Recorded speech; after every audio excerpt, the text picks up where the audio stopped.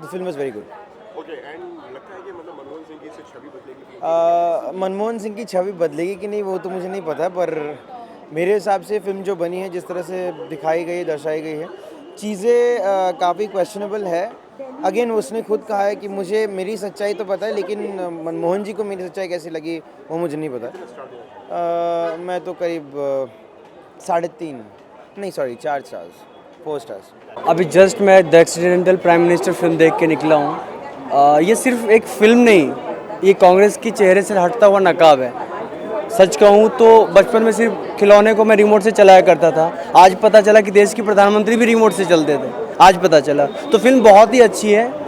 मनमोहन सिंह जी को बहुत बदनामी भी मिली थी, किसी ने तारीफ भी किया था, बट आप फिल्म देखेंगे तो पता चलेगा क्या कुछ इसमें छिपा हुआ था। अगर कास्टिंग की बात करें तो राहुल गांधी की कास्टिंग और बेहतर हो सकती थी, और उनका फुटेज भी इंटरेस्टिंग बनाने के लिए डाला जा सकता था।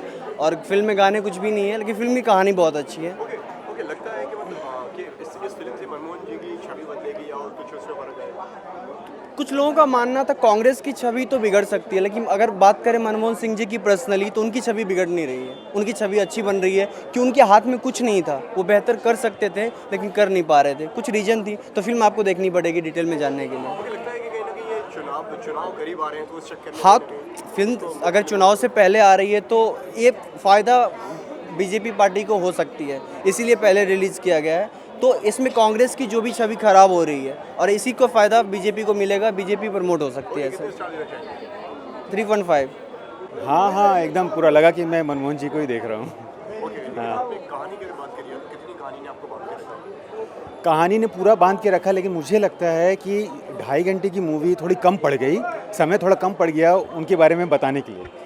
हाँ, अगर 3 घंटे 4 घंटे की मूवी होती तो शायद और डिटेलिंग में बहुत ज़्यादा देखने मिलता, बहुत कुछ समझने मिलता।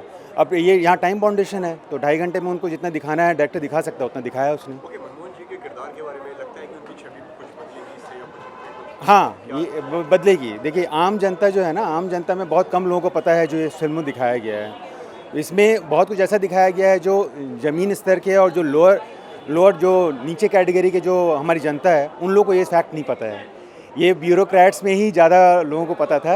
अब आम जनता अब इसको देख के बहुत कुछ समझ जाएगी, लेकिन मनमोहन जी का जो इमेज है वो अभी कांग्रेस से अलग हट के एक बनेगा, एक नया इमेज बनेगा। पहले फिल्म आई है तो क्या कहना चाहेंगे? कहीं ना कहीं आई डोंट नो, इसके बारे में मुझे कुछ नहीं कहना है, लेकिन फिल्म अच्छी थी। कितने स्टार देना चाहिए? 3.5। मुझे फिल्म अच्छी लगी और मैं आपको पहले ही बता देती हूँ कि आउट ऑफ 5 मैं 3.5 इसीलिए दूंगी क्योंकि मुझे लगा कि फिल्म में कहीं ना कहीं काफ़ी बातें छूट गई है। हो सकता है कुछ डायलॉग्स म्यूट किए गए हैं, उस पर सेंसर की कैची चली हो, तो आई थिंक कि फिल्म काफ़ी हद तक पूरी नहीं हो पाई है। मुझे लगता है कहीं ना कहीं मनमोहन सिंह जी की जो मतलब जो छवि है जो इस फिल्म से बदलेगी या कुछ, क्या कहना चाहेंगे इसमें? ये कहना तो मुश्किल है, पर अनुपम खेर साहब ने अपने रोल के साथ पूरा न्याय किया है और मुझे तो बार बार ऐसे लग रहा था कि मैं मनमोहन सिंह को ही देख रही हूँ, अनुपम खेर को नहीं।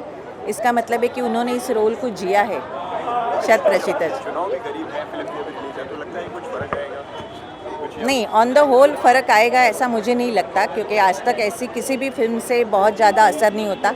एक वेव होती है, उस वेव में लोग फिल्में देखते हैं और ये ज़रूरी नहीं कि इस तरह की फिल्में जो आम लोगों को उतनी पसंद न हो, देखनी तो चाहिए। राजनीति सबको पता होनी चाहिए, पर चूँकि कमर्शियल वैल्यू नहीं है तो आम दर्शक इसको देखेगा, इस बात की गारंटी नहीं है, तो बहुत ज़्यादा फ़र्क नहीं पड़ेगा। Thank you. नहीं, मुझे तो अच्छी लगी है। हाँ, अनुपम खेर का किरदार अच्छा लगा, उन्होंने जिस तरह किया है अच्छा निभाया है। हाँ, लगा थोड़ा थोड़ा झलक वैसी मिलती है, लेकिन वो मुझे अक्षय खन्ना का ज़्यादा अच्छा लगा, काम उनका एक्टिंग अच्छी लगी, लुक अच्छा लगा। मैं उसको 2.5 स्टार देना चाहूँगा। ये फिल्म एक बहुत ही जो यथार्थ सबको जाना पहचाना है, लेकिन उसको किसी ने फिल्म में नहीं उतारा था, तो ये फिल्म उसको बताती है कि किस तरह से नेहरू गांधी परिवार लोगों को ट्रीट करता रहा है। और ये तो आज हम बात कर रहे हैं इस फिल्म के अंदर मनमोहन सिंह की, लेकिन अभी हाल में एक दिन पहले HD कुमारस्वामी का स्टेटमेंट आया है कि मुझे लगता है वो चीफ मिनिस्टर हैं कर्नाटक जैसे बड़े राज्य के। वो कहते हैं कि साहब हम तो क्लर्क की तरह महसूस करते हैं, हमें कोई काम ही नहीं करने दिया जाता, हमें हर बात के लिए दिल्ली से बात करनी पड़ती है। और यहाँ तो इन्होंने खुद प्रधानमंत्री अपना बनाया था, उसको इन्होंने अपने नौकर से भी बुरी तरह से ट्रीट किया, कोई सम्मान नहीं दिया उसको। एक प्रधानमंत्री को भी उनके सामने एकदम स्पष्ट नज़र आता था कि प्रधानमंत्री से कहीं बड़ा जो है मतलब सोनिया गांधी हैं, राहुल गांधी उनके बेटे भी हैं जो नाकारे हैं, फिर भी प्रधानमंत्री से बड़ा माना जाता था उनको, कोई इज्जत नहीं होती थी मनमोहन सिंह की उनके सामने। तो ये चीज़ उसमें साफ नज़र आती है। और संजय बारू ने जो है मतलब किताब में जो भी लिखा है अपने पुराने बॉस के बारे में लिखा है, तो उनके बारे में कुछ नेगेटिव नहीं लिखा है, लेकिन ऐसा नहीं है कि मनमोहन सिंह जो हैं दूध के धुले थे। खुद शायद न भ्रष्ट रहे हों, खुद उन्होंने पैसा नहीं लिया हो, लेकिन जो ये पूरे परिवार में जो ये भ्रष्टाचार का सिलसिला चला करता था उसमें ये हमेशा सहायक रहते थे। ऐसा नहीं है कि सहायक नहीं रहते थे। ओके, उनकी इमेज को लेके कुछ बदलाव आएगा फिल्म देखने के बाद में कि क्या कहना चाहेंगे? अब संजय बारू ने तो अच्छी ही इमेज प्रेजेंट करने की कोशिश की है, और जो लोग देखेंगे इस फिल्म को तो उनके दिमाग में तो यही इमेज आएगी कि नहीं साहब ये तो अच्छे आदमी थे, खानदान ने इनको बुरा बना दिया। लेकिन अगर इतने अच्छे आदमी थे तो इतने बुरे खानदान के साथ ऐसी परिस्थिति में रह कैसे रहे थे? कोई भी आदमी जिसके अंदर थोड़ा भी आत्मसम्मान होगा ऐसे रहेगा क्या? कोई ना कोई तो कारण होगा। या तो ये होगा, ये एक इन्फीरियरिटी कॉम्प्लेक्स होगा कि साहब हम जाएँ क्या करेंगे, इनके साथ ही जुड़े रहें, परिवार के साथ चलते रहें। एक होता है ना कि एक पुराना विश्वस्त नौकर साहब क्या करें, अब इन्हीं के साथ आए हैं, बचपन शुरू से ही इनके साथ रहे हैं, बचपन भी इनके साथ बिताया है, बड़े भी इन्हीं के साथ हुए हैं, तो अब कैसे हम इनके खिलाफ जा सकते हैं? जो ये कर रहे हैं उनके साथ हम रहेंगे, ये भावना लेके वो चलते रहे थे। लेकिन उनका भी जो कार्यकाल था, और केवल प्रधानमंत्री के समय में नहीं, पहले भी जब ये फिनांस मिनिस्टर थे नरसिम्हा राव सरकार में, उस समय भी जो कार्यकाल था उसके अंदर दुनिया भर के घोटाले हुए। घोटालों के सिलसिले जो हैं उन सारे सिलसिलों से हमेशा जुड़े रहे हैं ये, भले ही खुद व्यक्तिगत लाभ के लिए घोटाला इन्होंने ना किया।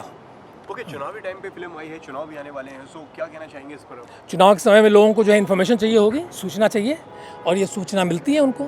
इस फिल्म से ये पता चलेगा उनको कि किस तरीके से एक परिवार, एक डायनेस्टी जो है वो हमारे भाग्य को रूल करती रही है, और कितनी बुरी तरह से हम सबको ट्रीट करती रही है। जो एक प्रधानमंत्री को इस तरीके से ट्रीट करती है, और वो इस फिल्म की वजह से नहीं लोग जानते हैं, वह इन जनरल लोग जानते हैं। आप सब लोगों ने वो वीडियो देखे हैं, आप सब लोगों ने, आम जनता ने देखा है कि किस तरीके से इनको ट्रीट किया जाता रहा है। तो जब जनता ये देख रही है कि एक परिवार जो है एक प्रधानमंत्री को इस तरीके से ट्रीट कर सकता है, तो हम लोगों के बारे में वो क्या सोचेगा परिवार? वो उसको तो अपने स्वार्थ की चिंता, अपनी सत्ता की चिंता यही रहती है। भले ही सबसे नाकारा कोई उनका बेटा हो, उसको भी ये प्रमोट करते रहेंगे कि साहब यही प्रधानमंत्री होगा। इस देश की चिंता किसी को नहीं है। ओके, कितने स्टार देना चाहेंगे? हमारे ख्याल से 3 स्टार दिया जा सकता है, और जिन लोगों को समझना है देश की राजनीति को, खासतौर से दिल्ली की जो राजनीति है उसको, उनको ये फिल्म देखनी चाहिए। सर, आप अक्षय खन्ना और अनुपम खेर के किरदार के बारे में क्या कहना चाहेंगे? अनुपम खेर ने बहुत हद तक अपने आप, एक तो माइमेटिक परफॉर्मेंस है, नकल ही कर रहे थे वो पूरा उसका, तो उन्होंने अपना सफलतापूर्वक उसको निभाया है। और अक्षय खन्ना ने भी बहुत बढ़िया काम किया है, और इतने दिनों बाद आए हैं लेकिन बहुत बढ़िया, कॉन्फिडेंटली, बहुत सुंदर तरीके से काम किया है। हीरो तो वही हैं, अक्षय खन्ना ही इसके हीरो हैं। और मुख्य बात यह है कि एक यथार्थ है, उसका एक बड़ा महत्वपूर्ण पहलू जो है लोगों के सामने आ रहा है। और आप देख सकते हैं, अंतर देख सकते हैं कि एक तरफ कहाँ एक नरेंद्र मोदी जैसा प्रधानमंत्री है, और एक दूसरी तरफ जो है इस तरीके के कठपुतली प्रधानमंत्री हुआ करते थे इस देश के अंदर। वो बॉन्ड के बारे में क्या कहना चाहेंगे जो अक्षय खन्ना और अनुपम खेर में इस मूवी में दिखाया गया है? उस बॉन्ड के बारे में क्या कहना चाहेंगे? नहीं, वो उनकी केमिस्ट्री ठीक है, एकदम सही है। जो उनके कैरेक्टर्स के हिसाब से जो केमिस्ट्री होनी चाहिए वो सही है। और एक और जो महत्वपूर्ण पहलू जो अभी बता रहा था मैं किसी को, कि हमें ये नहीं पता कि अब सब कुछ होने के बाद हमें ये नहीं पता था, और अब चूँकि पूरी किताब को ही डिसोन कर दिया है मनमोहन सिंह ने, उसको कहा है कि साहब ये यथार्थ नहीं है, और उन्होंने संजय बारू को भी डिसोन कर दिया है, तो हम कह नहीं सकते कि वो कितना सच है कितना गलत है। लेकिन इसमें जो उन्होंने बताने की कोशिश की, वो ये बताने की कोशिश की कि अंदर ही अंदर ये दुखी थे, अंदर ही अंदर ये परेशान थे, घुटन के वातावरण में रह रहे थे। लेकिन मेरी समझ में नहीं आ रहा है कि ये दशकों से उस परिवार के साथ जुड़े हुए थे, तो दशकों से वो घुटन के वातावरण में जीने के आदी हो गए थे डॉक्टर मनमोहन सिंह, ऐसा लगता है। क्योंकि 10 साल तक तो इसमें रहे ना, एक प्रधानमंत्री रहे, वो 10 साल तक इतनी घुटन में आप भी नहीं जी पाएंगे जिस तरह की घुटन इसमें दिखाई गई है। और उसमें इन्होंने बताया कि साहब वो घुटन में जी रहे थे, तो अगर सही में उनके अंदर थोड़ा भी मादा होता, थोड़ा भी पुरुषार्थ होता और पौरुषत्व होता, तो वो इस तरह के घुटन भरे वातावरण में तो नहीं रह सकते थे। हमारे ख्याल से आप भी कहीं जहाँ काम करते होंगे और ऐसा वातावरण हो जहाँ इस प्रकार के दबाव आपके पास लगातार बने रहते हों, आपको जो है एक स्टैम्प की तरह ट्रीट किया जाता हो, तो शायद आप किसी को स्वीकार नहीं करेंगे, कोई भी नहीं करेगा। तो ये करते रहे तो इनके अंदर भी कमी थी, कोई कारण रहा होगा उसका। वो अब संजय बारू ने उसको नहीं बताया है, लेकिन स्पष्ट लगता है कि ये भी शायद उस पद के योग्य नहीं थे। नहीं तो कोई बहुत आत्मविश्वासी कोई प्रधानमंत्री होता तो ये स्वीकार करता क्या? जी, आप 5 में से कितना स्टार्स देना चाहेंगे? मैंने बताया 3 दे दीजिए। Okay, thank you.